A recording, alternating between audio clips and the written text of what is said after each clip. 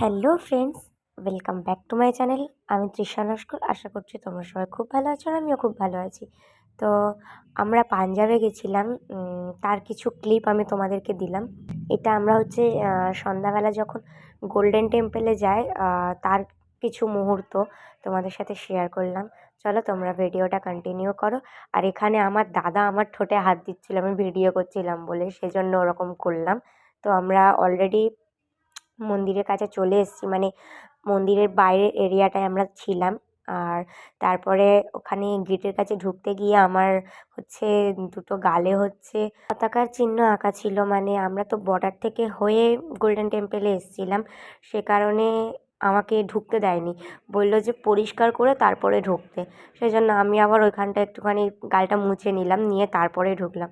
তো তারপরে অনেক ঘোরাঘুরি করার পরে মন্দিরে প্রচণ্ড ভিড় ছিল। তো সে কারণে প্রথমে ভাবছিলাম যে ভেতরে ঢুকবো না।